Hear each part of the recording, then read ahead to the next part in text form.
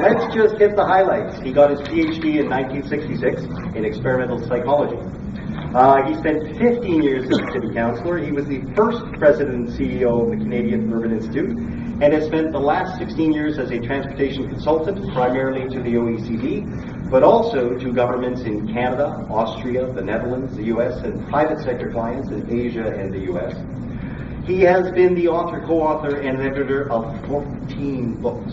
He has also written hundreds of popular articles, scholarly articles, book chapters, and full reports for his various clients.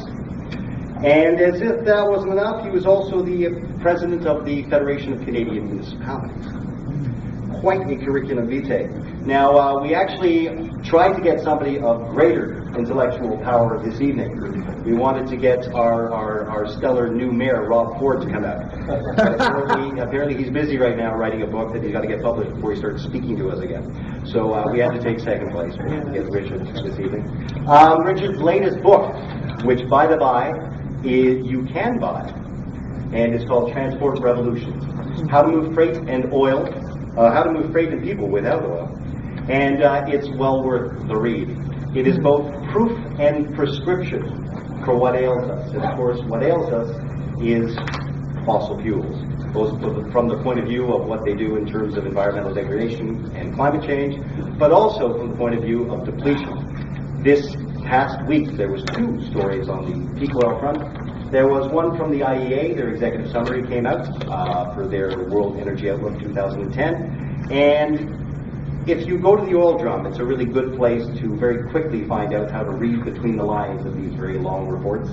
And what you quickly discover by reading between those lines is they have a very large chunk of oil that is under the category of not yet discovered. And this is how they fudge the future that is facing us. We seem to have stopped talking about the price of oil, despite the fact that it now hovers in the mid-80s. It doesn't seem to be a story anymore. And yet, of course, $40 oil once upon a time was scaring everybody. And now it's 80, and we seem to be not blinking at all. On top of that, there was a story out of the reported on by the Washington Post, a study from a university professor at the University of California, who did a pricing model study of the difference in the capital investment in the oil and gas and coal industry versus the renewable energy industry. And what these pricing models have done in the past, they've been very good predictors of the growth rates of various industries. They did this one to take a look at the difference between how the capitalization is in the fossil fuel industry versus renewables, and using a conservative estimate that we would be getting into some fairly serious trouble with fossil fuels by 2040. The model, you put your numbers in and you get your answer out, indicates there will be a 90-year gap between renewables being able to replace fossil fuels, which is fairly significant. But as I say, Richard has been a friend of Postcarbon Toronto from the very beginning, and he has both proofs of the thesis of depletion as well as prescriptions for what we can do for what ails us. So let's welcome Richard Gilbert. Thank you. I always like listening to Jeff and feel it would just be better if he went on and gave the presentation. He always has something interesting to say. I'm going to talk about a couple of things. First, I'm please interrupt me. If you don't interrupt me, I'll talk for about 45 minutes, and it may be tedious, so interruption could be good. I'm going to first talk about Transit City, and I'm going to talk about how it can be improved. And second, I'm going to just remind you, even though you don't need reminding, that oil is really important for transportation, and indeed I'm going to show the very slide that Jeff has just mentioned from the IEA report and a few others. And then I'm going to turn to the choices that are in front of us, and finally I'm going to suggest that we have to move towards electricity, but we have to move towards grid-connected transportation, meaning you are delivering the electricity while the vehicle is in motion, and that works very well for public transit. We have streetcars and subways, but how does it work for cars? and I'm going to address that issue at the end and even show a little movie. So it's going to be a treat, it's going to be all fun and interest, and I hope you enjoy it as much as I will. So Transit City, here we come. I'm sorry you're not closer, but this is Transit City. This is a map of the city of Toronto, and it shows primarily the current projects. And the current projects are LRT, as it's now called, but really just a streetcar in its own right of way that goes for 33 kilometers from almost the west to quite a ways east. From Kennedy Station at the end of the current subway line right out to Pearson Airport. In fact, further west than Toronto. Phase one is not to build all of that. No, it's not the part of the airport, and only phase one is part of the current plan. The Finch West LRT is another one going from this new station on the Spadina subway extension out to Humber College. And I should have mentioned that there is an important transit thing which is not part of Transit City, which is the extension of the Spadina subway, which I'm going to come back and talk about because it's one of my favorite illustrations. And that is going from the current Downsview station at the end of the existing Spadina subway out to Vaughan, what is now called Vaughan Corporate Centre, which is a little off this map here, but it's up here. And there are two stations in Vaughan, and one on Steeles Avenue, and then three in Toronto. The only one that has actually started work on, although some commitments have been made in respect of the others, is the Shepherd East LRT. And that is to go from the end of the current little stub Shepherd line, and it's to go out initially in phase one to whatever this station here is called, I forget. Anyway, it's to go to there, not right to the end to Meadowvale.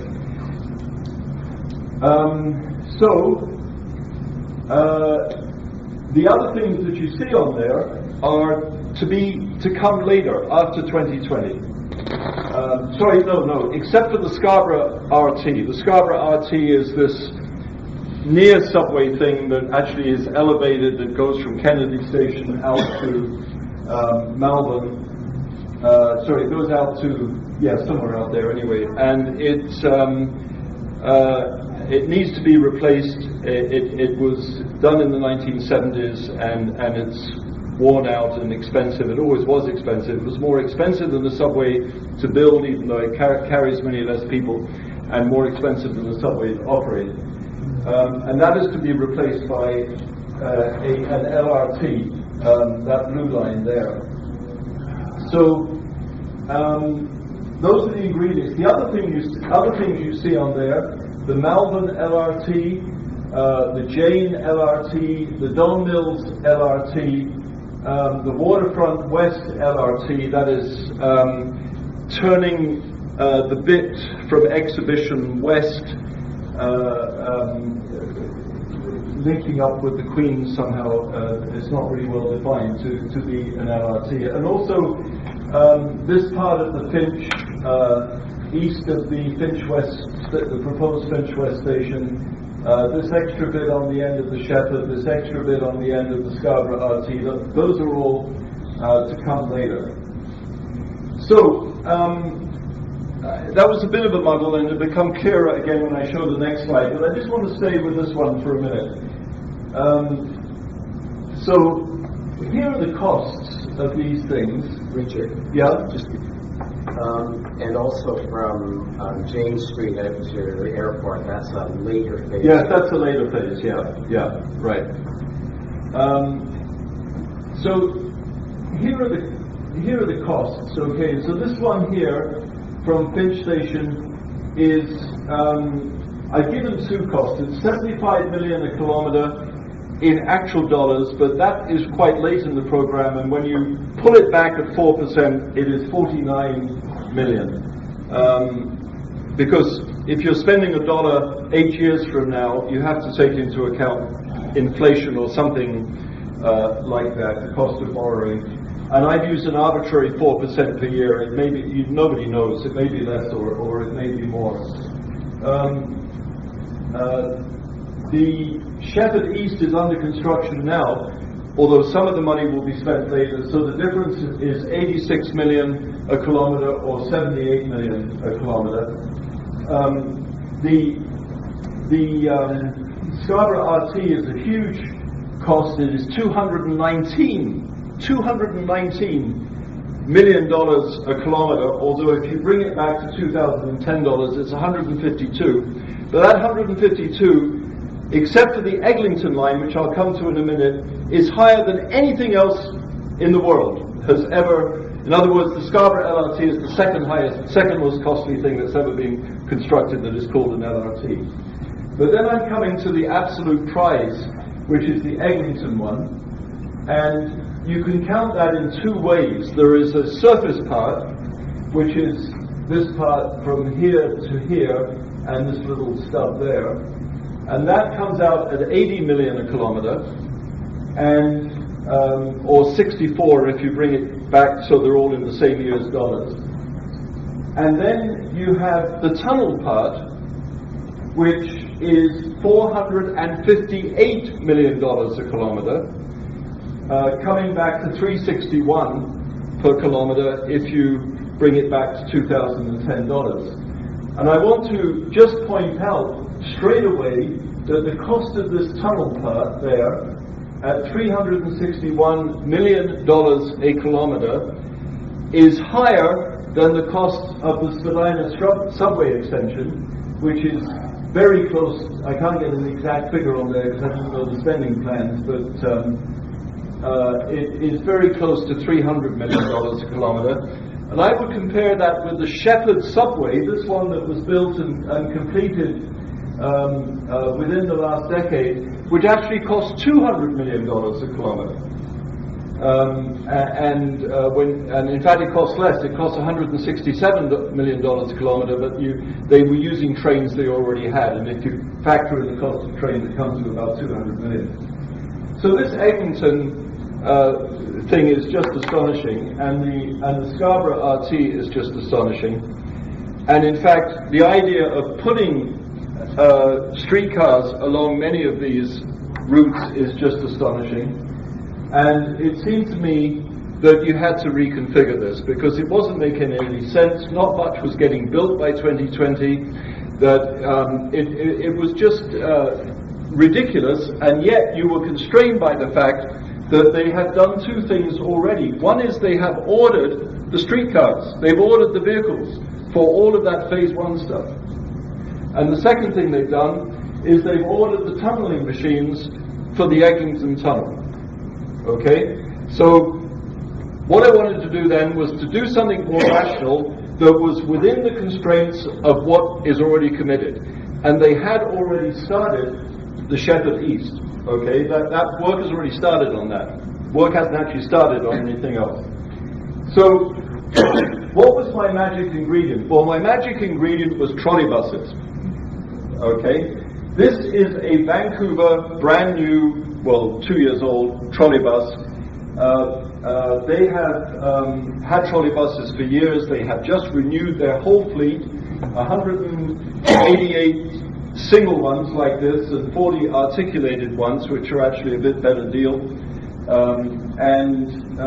People love them. They are, I mean, we had trolley buses until 1992. They were just, we had 8 routes. They were just lovely vehicles. And my secret ingredient for doing all of this is to replace much of this LRT with trolley buses on their own right of way. And their own right of way the roads are just there. These are very wide roads that all this stuff is going on to. The LRT was going to take up a section of those wide roads. Indeed, the car people will be pleased because the trolley bus will take up less of the wide roads. So, this is the cost of a trolley bus. The best clear example is in a little place in west of Sweden called Landskrona, where they recently put in a trolley bus system, right from scratch.